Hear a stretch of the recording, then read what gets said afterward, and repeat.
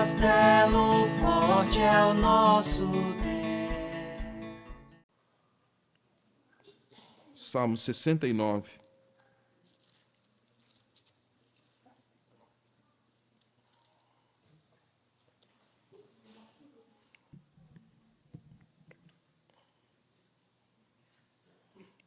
Nós vamos ler 5 versículos, né, que estão nos Salmos, estão muito próximos aqui, então você mantenha a sua Bíblia aberta, nós vamos fazer a leitura conjunta sobre esse tema. Capítulo 69, verso de número 16. Vamos ler junto? Vamos lá? Responde-me, Senhor, pois compassiva é a tua graça. Volta-te para mim, segundo a riqueza das tuas misericórdias. O salmista falando, compassiva é a tua graça. Tá? Não se esqueça disso. Segundo texto, volta ao capítulo 63, verso de número 3. Tem até um cântico, aí os irmãos mais experientes, tem um cântico que tem essa letra aqui, 63, 3. Leamos: porque a tua graça é melhor do que a vida, os meus lábios te louvam. A graça é melhor que a vida. Um pouquinho antes, 62, 12. 62, 12. Está pertinho aí, tá bom? Vamos lá? E a ti, Senhor, pertence a graça, pois a cada um retribuis segundo as tuas obras. A ti é a Deus que pertence a graça. Tá? 66, 20. 66, 20. Também tem uma canção, um cântico antigo que fala aí: bendito seja Deus que não me rejeita a sua graça, né? Não me rejeita a oração, nem afasta de mim a sua graça. Leamos: bendito seja Deus que não me rejeita a oração e nem aparta de mim a sua graça. E o último, 77, verso 8. É uma crise que o salmista está vivendo e que também a gente passa por crise. Crente também passa por momentos difíceis, de questionamento, de não entender o propósito de Deus. Nós também passamos por essas coisas. Nós não estamos, sim, num contexto de tudo bem concreto, absoluto. A gente tem situações difíceis. 77, verso 8. Vamos ler junto? Cessou perpetuamente a sua graça, caducou a sua promessa para todas as gerações. Senhor Deus nosso Pai, a partir desses textos traz luz ao nosso coração, apesar de nós, apesar dos nossos erros, apesar das nossas falhas, apesar dos nossos pecados, apesar das nossas transgressões, apesar, ó Deus, de estarmos sendo seduzidos pelo mundo e muitas vezes cairmos, apesar de Satanás colocar laços, sabemos que é um laço satânico e nós caímos. Ó Deus, apesar de nós sabermos, ó Deus, que a nossa carne se inclina para o pecado, e ainda assim, com tudo isso, os laços, as tentações, as inclinações, a tua graça superabunda sobre nós. E a nossa certeza, Pai, de que é isso que vai nos permitir perseverar, irmos até o fim, ó Deus, para que com isso estejamos recebendo a coroa da glória que o Senhor tem reservado para os santos. Ó Deus, abençoa-nos, portanto, assim oramos em nome de Jesus. Amém. Irmãos, nós sabemos o conceito de graça, favor e merecido, né? E a graça é algo decisivo que determina quem será salvo do pecado e quem não será salvo do pecado. Embora todos escutem a mensagem do Evangelho e sejam convidados a aceitar a Cristo, a vir em Cristo e a sua salvação, é a graça salvadora que vai distinguir quem vai para o céu e quem não vai. Alguém possa pensar em ter uma fé que possa ser decifrada como uma fé temporal, uma fé que está associada aos momentos de crise e eu busco a Deus e Deus me responde. Deus até responde, mas não é a fé que traz a suficiência para a salvação. Alguém pode dizer, eu tenho conhecimento sobre verdades bíblicas, mas ainda assim não é o suficiente. É a fé salvadora que traz a nós o entendimento de quem é Deus. E essa fé salvadora é que vai fazer com que essa graça se torne cada vez mais presente na nossa vida. Porque pela graça sois salvos. Isso não vem de vós. É essa graça dada a nós, por meio de Jesus e por obra do Espírito Santo, é que torna a gente crente. É que torna você crente. Você pode fazer uma classe de batismo, de profissão de fé, mas se a graça não estivesse sobre a sua vida, vai ser um membro nominal. Mas o que difere é essa graça. A graça salvadora, irmãos, é assim. Ela é eficaz, é impossível de ser perdida. Portanto, a graça, ela é uma segurança para todos nós. Ela nos dá essa segurança de tal forma, como nós cantamos o hino 144, que segurança tenho em Jesus, que é a encarnação da graça. A aplicação da obra da salvação é exclusivamente uma ação do Espírito Santo, que faz com que o pecador chegue ao arrependimento e à fé por causa da graça de Deus. Então, nenhum de nós seria o que é, se não fosse a graça. Nenhum de nós. Por mais brilhante que seja a pessoa, por mais relevante intelectual que seja, por mais que tenha feito, se não for a graça, ninguém é nada. E é exatamente, irmãos, o fato de que o crente é chamado a viver sob o poder da graça, que nunca cessa, embora tenhamos a falsa impressão de que ela tenha nos abandonado, tal qual o capítulo 67, quando o salmista tem uma grande crise e fala: caducou a sua graça. O que é caducar? Será que aquilo que está escrito sobre a graça não vale mais? Não tem efeito? Será que não tem efeito mais? Então ele faz esse questionamento, como em alguns momentos da vida nós também trazemos esse questionamento para Deus. Senhor, onde é que o Senhor está nisso? Onde é que o Senhor está? Irmãos, a graça não cessa. A graça que salva e a graça que sustenta, ela não cessa, ela não para, nada interrompe a ação da graça. E o apóstolo Paulo usa com bastante ênfase aquilo que ele diz lá no livro de Romanos, porque onde abundou o pecado, a graça superabunda. Irmãos, portanto, falar sobre a graça, ou conversarmos sobre a graça, é algo fundamental. Eu vou dizer para vocês que durante muito tempo eu ignorei, estando dentro da igreja, a doutrina da graça. Estava dentro da igreja, tomado pela graça, alcançado pela graça, mas não entendia. Não entendia direito. E às vezes a falta de entendimento sobre a graça de Deus na nossa vida gera fragilidade na fé, na execução da fé, na vivência da fé cristã. E é exatamente por isso que Paulo vai dizer em Tito: porquanto a graça de Deus se manifestou Salvador a todos os homens, educando-nos para que, renegadas as paixões mundanas, sirvamos a Deus, de maneira viva, de maneira plena. Então, quando a gente não tem a noção da doutrina da graça, irmãos, olha, eu estava dentro da igreja, convertido, mas parece-me que não era um assunto, e principalmente quando se fala de doutrina, a gente já cria um nível de aversão. Doutrina é só para os intelectuais da igreja. Doutrina é só para os presbíteros, para os diáconos, para os pastores. E, irmãos, graça é o ensino que fundamenta a nossa fé.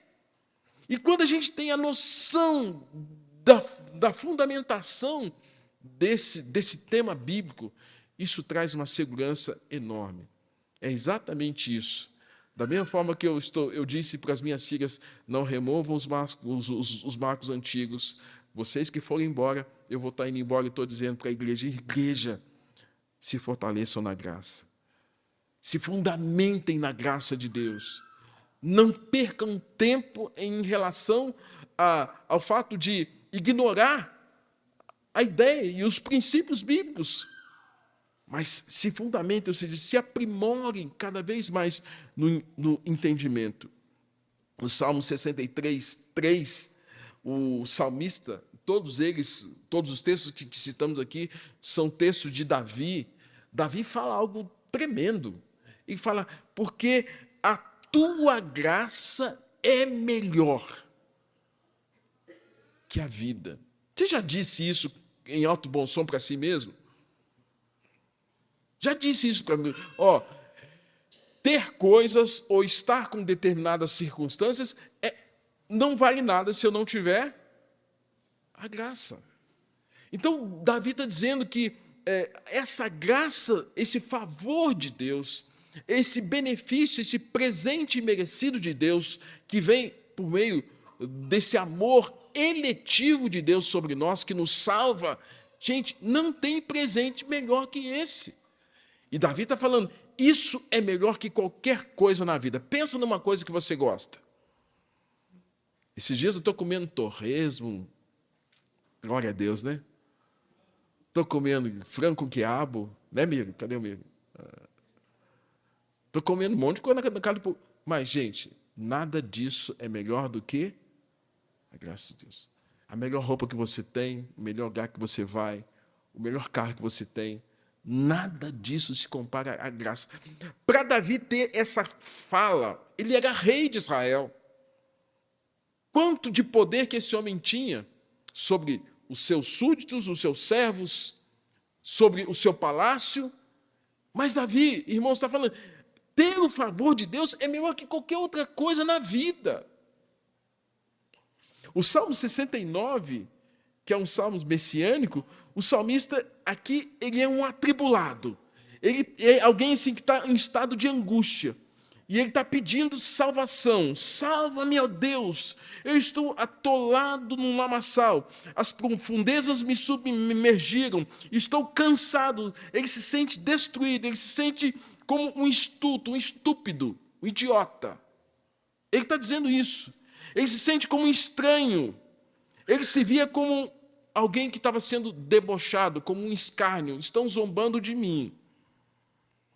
Aí ele vai orar lá no capítulo 69, no verso de número 13, ele vai dizer o seguinte: quanto a mim, porém, Senhor, faço a Ti em tempo favorável a minha oração. Ele vai recorrer a Deus, e ao mesmo tempo que ele recorre a Deus, ele recorre e reconhece que esse Deus é rico em graça, apesar de todas as adversidades que ele está passando.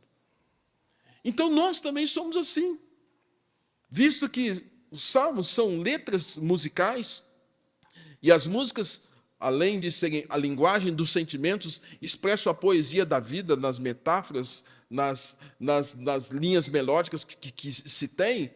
Aqui, irmãos, Davi está falando coisas da vida, ele está falando, eu estou passando por tantas coisas, mas o meu Deus é rico em graça.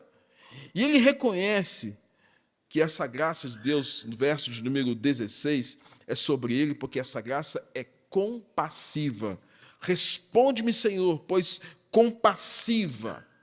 Ser compassivo é um olhar de bondade, é um olhar de misericórdia, é um olhar de compaixão. Então Deus olha para você e para mim com compaixão. Deus olha para nós de uma forma que é inigualável. E essa compaixão de Deus nos faz ser acolhidos por essa graça, por esse benefício que acalma o nosso coração, mesmo estando em dias de tribulação. Ele estava atribulado, mas ele falou, mas a graça de Deus, olha, ela me acalma. É um lenitivo. Eu fico calmo diante da graça. Irmãos, nós somos salvos pela graça. Paulo fala isso. Pela graça sois salvos, Efésios 2, 8, 10. Pela graça sois salvos, isso não vem de vós, é dom de Deus. Paulo fala em Gálatas, sabendo que o homem não é justificado por obras da lei, mediante a fé e em Cristo, que fostes justificados pela fé e não por obras, é graça. A Bíblia fala que nós precisamos crescer na graça. Esse crescimento na graça, irmãos, é um objetivo de Deus na vida de todo crente. Então, é fato que o tempo vai passando para nós e Deus também está avaliando o quanto nós estamos num processo de desenvolvimento da nossa fé em relação a essa graça, o quanto nós estamos crescendo e o quanto talvez nós estejamos paralisados ou infrutíferos. Aí, se você se autoavaliar, no tocante à sua própria existência, em pensar, desde quando eu conheci o Evangelho, quanto eu cresci nessa graça? Desde quando meus pais me batizaram e trouxeram à igreja e me ensinaram os valores da fé cristã, o quanto eu tenho crescido nessa graça? É exatamente isso que Paulo está falando, que esse crescimento ele é necessário. E esse crescimento é nesse favor de Deus, nesse benefício de Deus, nessa ação desse beneplácito de Deus, dessa bondade, dessa compassividade de Deus em nos abençoar. E Pedro, o apóstolo Pedro, ele vai dizer, antes crescei na graça. E aí ele fala, no conhecimento de Jesus, gnoscos. Esse conhecimento não é um conhecimento meramente intelectual. É um conhecimento de profundidade que está muito associado com Salmos 25:14. Salmos 25:14 diz assim, a intimidade do Senhor é para aqueles que o temem, os quais Ele dará a conhecer a sua aliança. Talvez aqui, nesses 4 anos, algumas pessoas se tornaram mais próximas a mim. Talvez me conheçam mais, talvez outras menos. Mas quem vai me conhecer muito mais ainda é a minha esposa. E quem vai me conhecer muito mais ainda? Minhas filhas. Quem vai me conhecer 100%, quase, é a dona Lourdes, minha mãe. Por quê?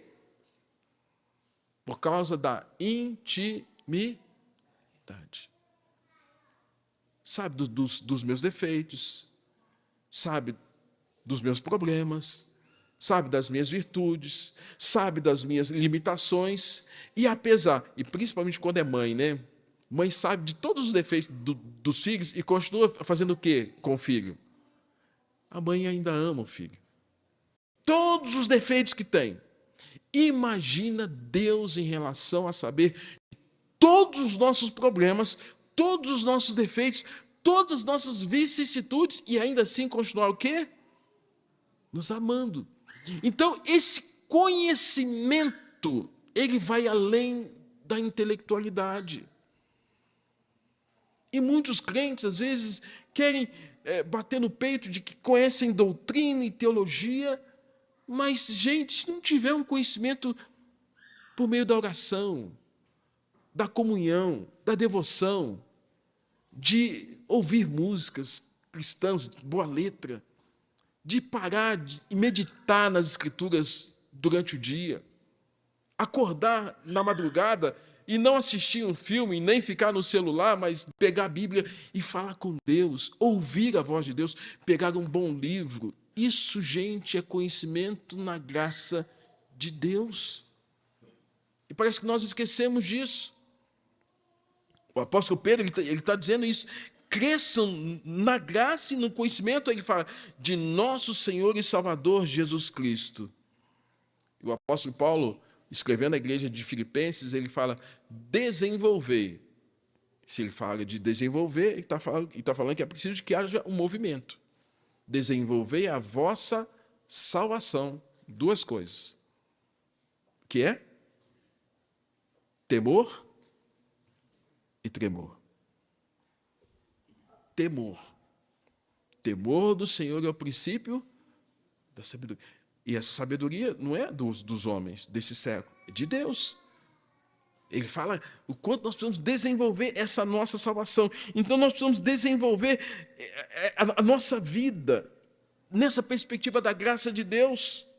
Irmãos, a graça de Deus também manifesta a nós por meio de Jesus, por meio do seu amor eletivo que nos traz a salvação, nos leva também a ter relacionamentos baseados na graça. Relacionamentos baseados na graça. Por isso que lá em Efésios capítulo 5, verso 2, o apóstolo Paulo ele fala assim, andai em amor como Cristo nos amou. Andai em amor como Cristo nos amou. E aí, Filipenses, ele fala assim, vivei acima de tudo por modo digno do Evangelho. Se o Evangelho é a graça, aí uma construção, um silogismo. O que é um silogismo? É uma construção mental por meio de argumentos. Então, se a graça é uma manifestação de Deus a nós, se Deus se revelou em Jesus, se Jesus é a encarnação da graça, o chamamento de Paulo é para que nós estejamos vivendo nessa perspectiva de como Jesus viveu. E a maneira como Jesus viveu é a maneira onde ele olhou para as pessoas da perspectiva da graça. Então, viver de modo digno o Evangelho é viver na perspectiva da graça. E nisso, quando Paulo fala, andai em amor como Cristo assim também o fez, ele fala o quanto nós precisamos andar como Jesus andou. E aí, andar em amor vai afetar os nossos relacionamentos.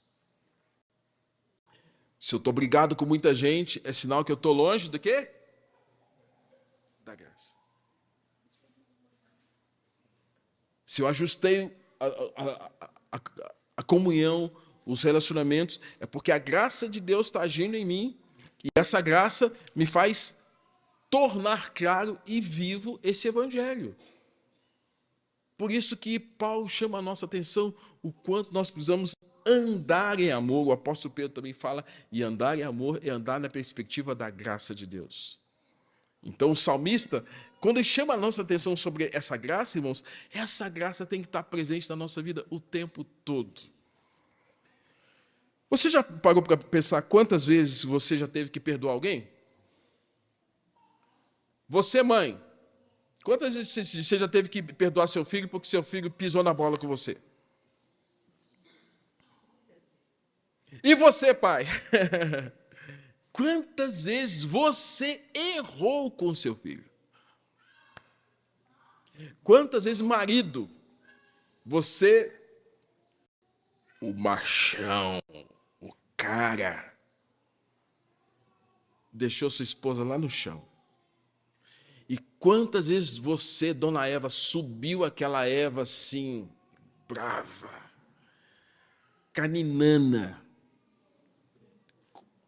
O marido chegou assim, pisou o pé dentro de casa e ele já tomou uma chinelada. Quantas vezes a gente já não fez isso? Ó, muitas, não é, irmãos? Pais, filhos, irmãos. Por isso que Jesus Cristo fala, olha, alguém lhe perguntou, Senhor, se alguém me ofendeu, quantas vezes eu devo perdoar? A resposta de Jesus foi o quê? Por quê? O 7, 7. Ah, então, pastor, então 7 vezes 7, então 490 vezes, então eu estou contando, viu? Então, 489, pastor, só falta uma. Se chegar nos 490... Gente, a ideia não é essa. A ideia é um número simbólico que dá a ideia de totalidade. Quantas vezes for necessário. E a gente só consegue perdoar quantas vezes for necessário, sabe por quê? Ah, porque você é bom? Não. É porque Jesus faz isso com a gente. Quantas vezes ele nos perdoa? E aí, na oração dominical, ele é muito claro, né? Ao nos ensinar a orar, perdoa as nossas ofensas, faltas, assim como nós temos perdoado a quem tem nos ofendido. Uma relação, eu recebo graça, eu recebo perdão, como foi cantado aqui, como foi lido no livro de Daniel, e eu transmito perdão. Gente, isso é educação cristã. Isso é crescimento. Sabe por quê? Porque tem hora que não dá para a gente entender. Por que a gente recebe ofensa? Ou por que a gente ofende? Mas é por causa do pecado. Mas como é que eu vou lidar com isso agora? E o desafio nosso como igreja, como crentes, é desenvolver a nossa vida cristã na perspectiva da graça, de tal forma que a questão do perdão se torne cada vez mais evidente, quantas vezes for necessário. E isso só acontece por causa do poder da graça.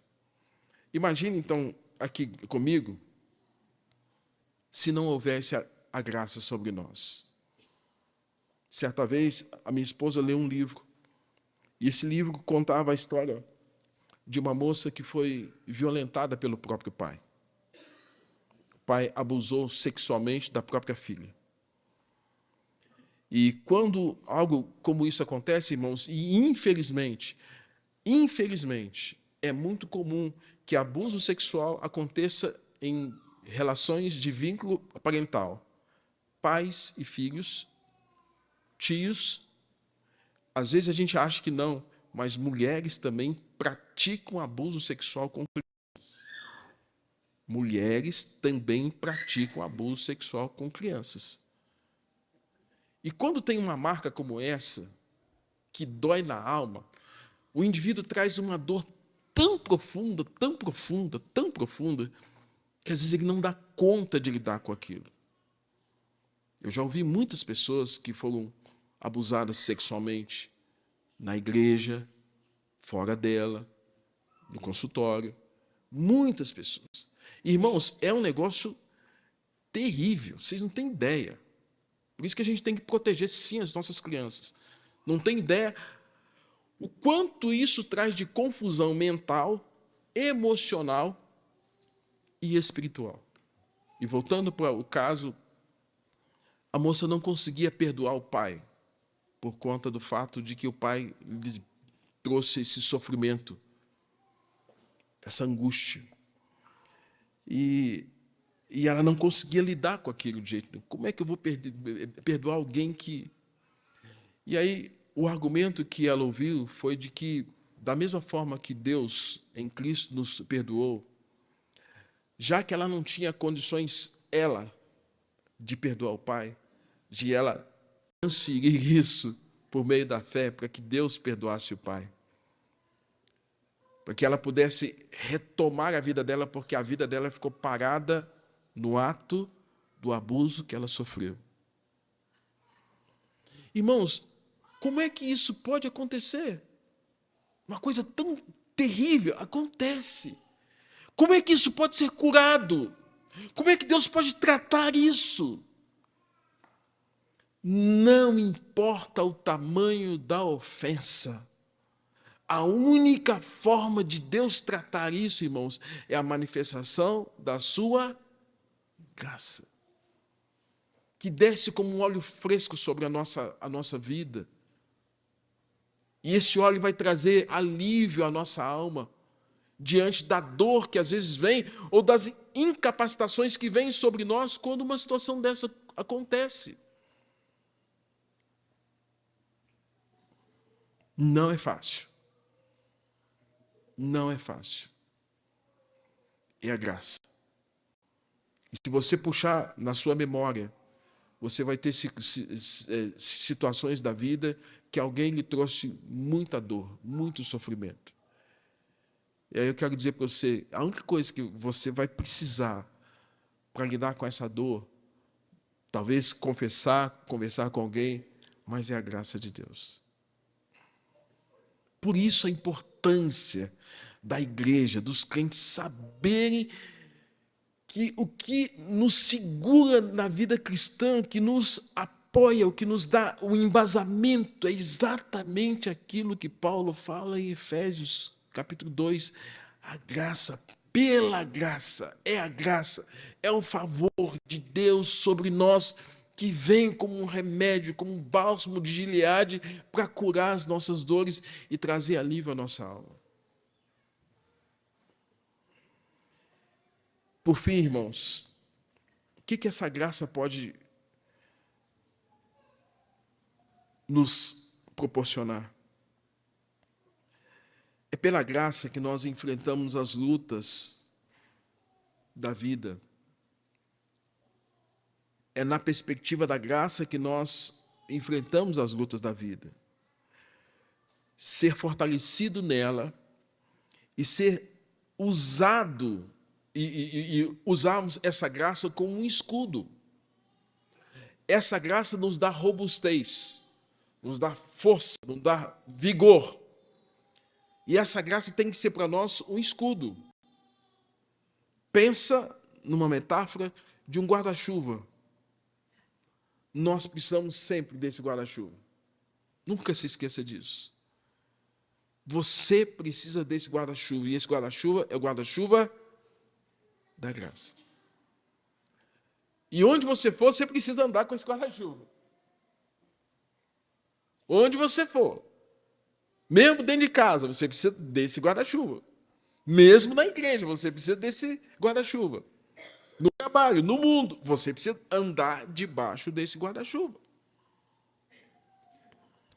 Amados, o que às vezes acontece? É que a gente pega esse guarda-chuva e encosta ele. E se você for como eu, às vezes, a gente até, pensando no guarda-chuva físico, a gente até esquece em determinados lugares quando a chuva passa, né? Não sei se você já perdeu guarda-chuva. Você foi em algum lugar, a chuva parou, você saiu, o guarda-chuva ficou. Já perdi em Uber, já perdi. O guarda-chuva, irmão, ele precisa estar conosco, independente do lugar onde nós estivermos. Nós precisamos estar cobertos, a cobertura dessa graça sobre nós. E é exatamente quando nós estamos debaixo desse guarda-chuva é que nós somos protegidos. Então, nós somos fortalecidos por ela e nós somos protegidos por ela. O apóstolo Paulo, ele vai dizer em 2 Timóteo 2:1, porque ele fala assim, porque a graça é o coração do evangelho, é o que impulsiona, é o que dá vida. Ele fala, fortalecei-vos no Senhor e na força do seu poder. Portanto, sem a graça nós estamos desprotegidos. Sem a graça, nós não somos vencedores, seremos derrotados. Sim, você vai ser derrotado. Sem a graça, nós não vamos suportar dor. A vida é muito boa quando a gente não tem dor. Dor física, dor emocional e às vezes até dor espiritual. Quando tem dor, e essa dor pode vir como uma provação, como uma tribulação ou uma tentação. A tentação sempre é uma oportunidade que o diabo coloca para jogar você no chão. A provação é um teste que Deus faz com você. A tribulação é a intensificação da provação que Deus está permitindo que você passe. E que o diabo pode tirar proveito dela também. Quanto à tentação, Deus não tenta ninguém. Mas provação, tribulação, todos nós podemos passar. Aí que você vai provar o quanto você confia nessa graça ou não. E o que acontece é que pessoas que, às vezes, na verdade, não estão fundamentadas na graça, ou às vezes até pessoas que são infantis espiritualmente falando, não têm maturidade cristã, podem estar entrando em grande conflito, em rota de colisão com a vontade de Deus, porque não conseguem compreender. E tal qual, talvez, lá na parábola das sementes, que fala de que uma caiu no meio dos espinhos, veio a tribulação, veio as dificuldades e sufocaram a palavra. Irmãos, nós precisamos enfrentar as lutas na perspectiva da graça. Quando os homens sentem dor insuportável por causa de uma queimadura, de uma cirurgia, de um câncer, é recomendável o uso da morfina. Talvez alguns aqui podem, em algum momento da vida, precisou tomar uma medicação muito forte para aliviar a dor física. A morfina é uma delas. Você toma para... É tão intensa, há uma confusão na parte neuronal do indivíduo que a questão da sensibilidade é algo que afeta o organismo e a dor vem, e vem forte. E a morfina é a única coisa que alivia a dor. E eu pergunto, e quando vem a dor na alma? Vai usar morfina? Ah, não. Alguns dizem, não, eu vou usar a cachaça. Outros dizem, eu vou usar o sexo. Outros dizem, eu vou usar a droga. Outros dizem, eu vou usar os barbitúrios. E quando vem a dor na alma, irmãos? Quando vem a dor na alma, o único remédio do crente é a graça de Deus.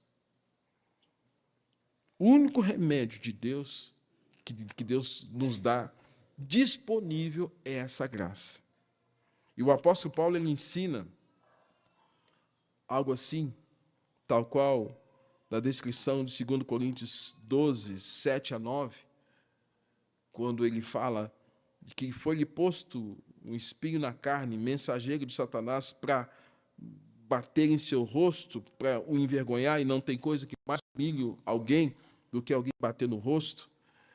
Esse Paulo fala com Deus e pede que Deus trate, que remova aquela dor, que era muito mais que dor física, e ele recebe de Deus um não.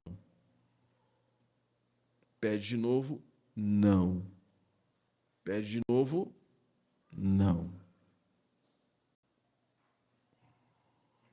Um tempo em que as pessoas não conseguem ouvir mais não, as pessoas não conseguem digerir o limite, não.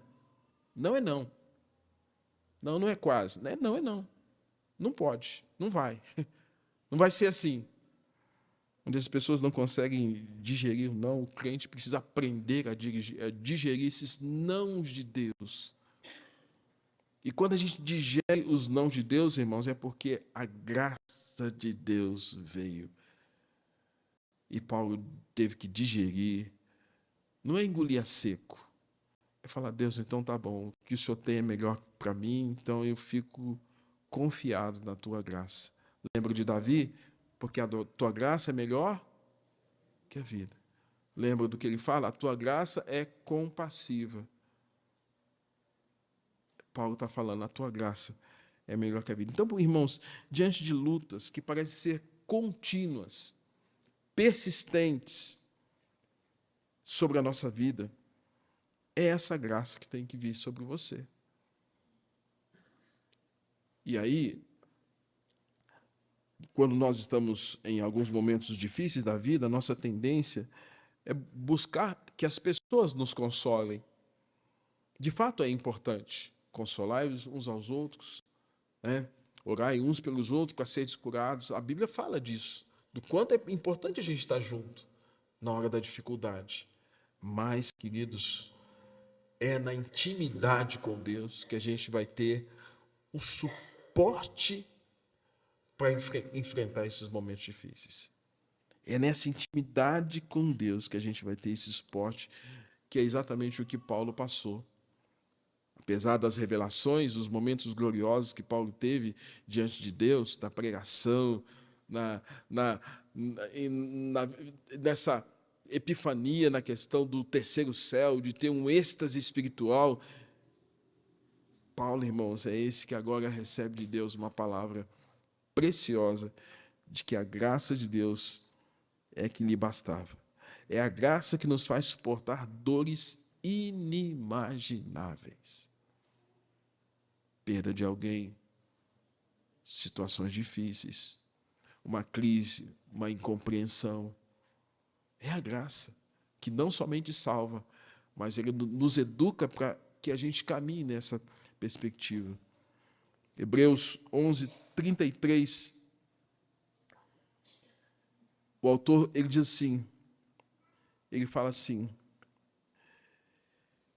ele diz que foi a graça que fortaleceu homens que subjugaram reinos praticaram a justiça, obtiveram a promessa de Deus, fecharam a boca dos leões, extinguiram a violência do fogo, escaparam ao fio da espada, homens que da fraqueza tiraram força, e fizeram-se poderosos, e puseram em fuga exércitos inteiros. Ele fala que foi a graça que os fortaleceu. Portanto, o que fortalece uma igreja não é o pastor, é a graça. O que fortalece uma família não é o pai, não é a mãe, é a graça. O que fortalece uma nação é a graça. Então, você não pode e nem deve abusar dessa graça. Aí, o apóstolo Paulo já vai chamar a nossa atenção, porque às vezes a gente pode exceder.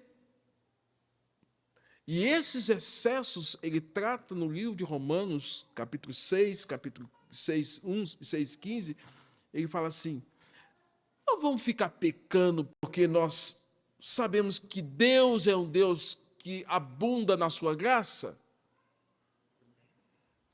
É o mesmo que um filho chegar para o pai e dizer: pai, olha, eu vou fazer tudo que eu quero, sabe por quê? Você é um pai bonzinho mesmo, né? Não, Deus não é assim. Deus não é um Deus, Papai Noel, que está ali dizendo sim para tudo que você quer e te dá um monte de presente no fim do ano. Deus não é assim. E aí Paulo pergunta: nós vamos permanecer fazendo coisa errada? Nós, que para o pecado morremos, nós vamos ficar fazendo coisa errada, sabendo que o favor de Deus veio sobre nós e esse favor teve um preço? Paulo ele reitera, capítulo 6, verso 15, ele usa até uma expressão: e daí? Se a gente entrar na cena do texto, ele fala: e daí? Haveremos de pecar porque não estamos debaixo da lei e sim da graça? Porque a questão do Velho Testamento passou, a lei, a Torá veio, e agora a gente está na dispensação da graça, agora só porque a gente está nessa dispensação nós vamos ficar pecando? É isso. Irmãos, Paulo usa até um tom de ironia, porque me parece que o que tem acontecido nos dias de hoje é que as pessoas estão abusando da graça, abusando desse presente que a gente celebra através do Natal, do nascimento de Jesus, da encarnação do Verbo. Nós estamos abusando, pessoas abusam, mas Paulo é categórico, ele é firme: não podemos abusar da graça. Filho, você não abuse da graça. Igreja, não abuse da graça. Nação, não abuse da graça. De modo nenhum.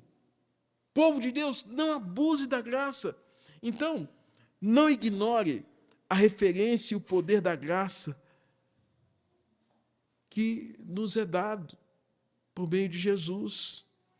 O inimigo, sim, ele quer que distorcer a nossa compreensão sobre a graça, mas ele quer que nós estejamos valorizando o poder da graça. E, por fim, irmãos, concluindo esta fala, essa conversa com vocês sobre graça. Deus, sem você, continua sendo Deus. Nós cantamos isso, né? Se Deus é aquela música que fala que Deus é Deus, né? Deus continua sendo Deus. Você sem Deus é alguma coisa? Então, você sem Deus, biologicamente, você existe, tem nome, CPF, né? Mas você sem Deus é nada. Desculpa dizer isso para você. Ai, pastor, você está sendo muito duro. Não, você sem Deus não é nada, filho. Desculpa aí. Sem Deus você não é nada. Sem Deus você não é nada. Biologicamente, é alguém que está povoando a terra, comendo, gastando aqui o oxigênio, produzindo gás carbônico. Você não é nada. Você sem Deus não é nada. Jesus sem você continua sendo quem? O Filho de Deus. Sempre será o Rei das nações, o Senhor dos senhores, o Rei de todas as nações, Deus de todos os exércitos. Ele sempre será Deus. Você sem Jesus, aí a fala dele. Abro aspas, Jesus fala assim, sem mim. Às vezes tem coisa que dá certo na sua vida, até por graça de Deus, que faz você ser bem-sucedido em alguma coisa, numa prova, num negocinho aqui, ali, acolá, aí você vai caminhando, aí você bate, não, sou eu, tá.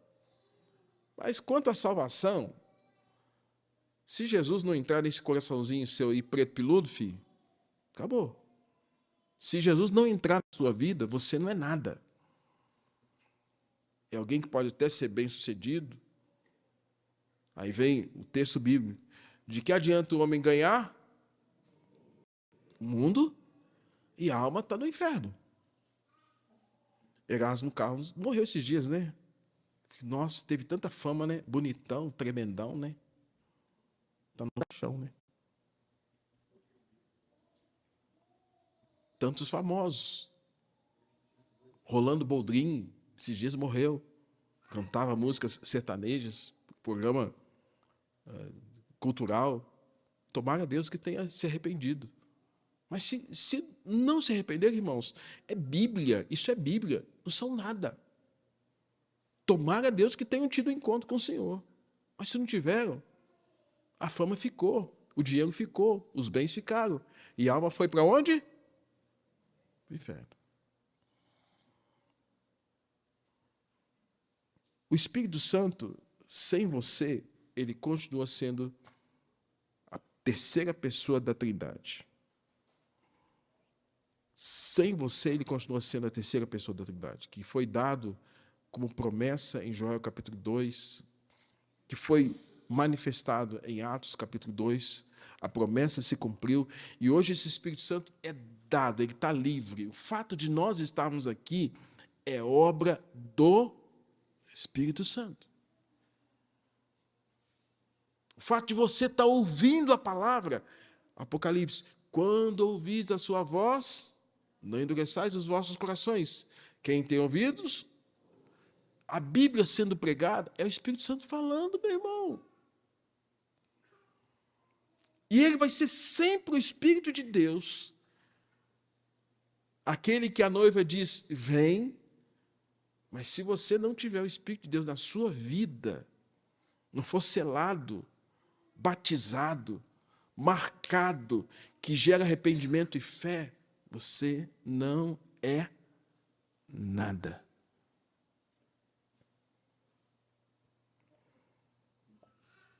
Então, você sem o Espírito Santo é um morto-vivo. Sem o Espírito Santo é um morto-vivo. Agora,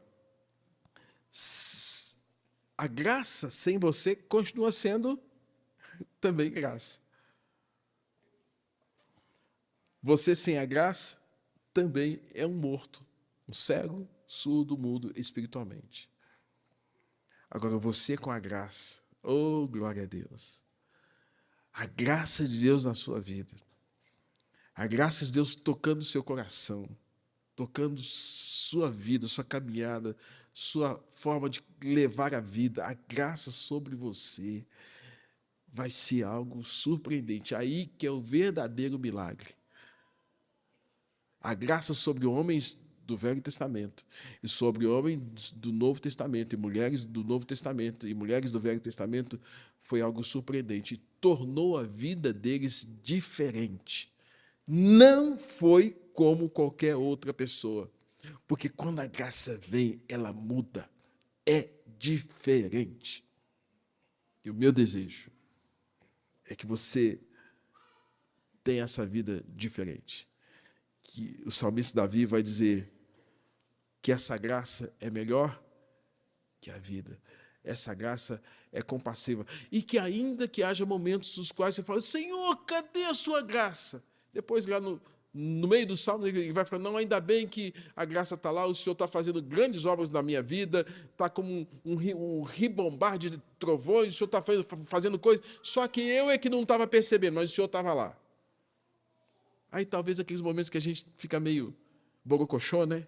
Fica mal, não entende direito, mas Deus estava lá.